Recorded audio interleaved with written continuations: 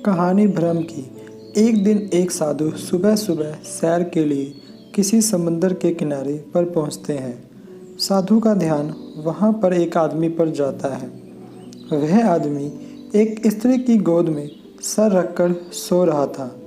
उस आदमी के पास एक शराब की खाली बोतल भी पड़ी हुई थी।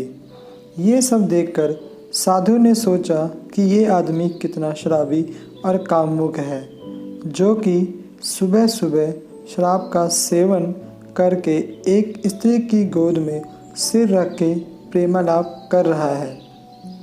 कुछ देर के बाद उस समुंदर से किसी इंसान की चिल्लाने की आवाज़ आने लगती है।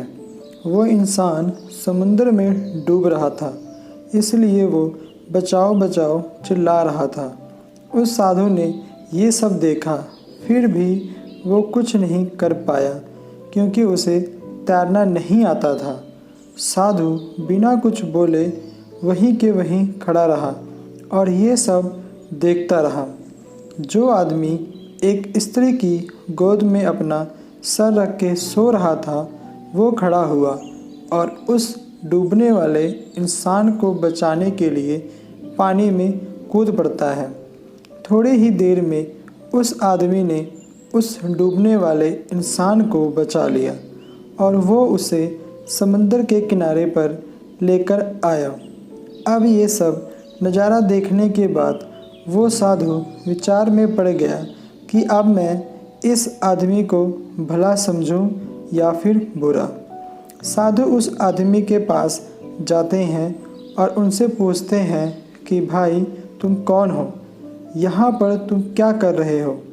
उस आदमी ने जवाब दिया कि मैं एक मछुआरा हूँ और मैं मछली पकड़ने का काम करता हूँ।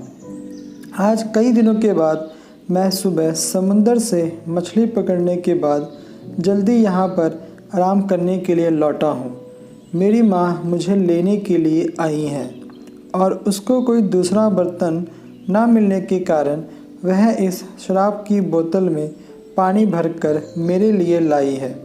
मैं कई दिनों की यात्रा से काफ़ी थक गया था और इस सुबह के सुहावने मौसम में ये पानी पीकर अपनी थकान कम करने माँ की गोद में सो गया। ये सब सुनकर साधु की आंखें नम हो जाती हैं। साधु सोच रहा था कि मैंने जो कुछ भी देखा और उसका अंदाज़ा लगाया वो सब गलत था। वास्तविकता कुछ और ही थी।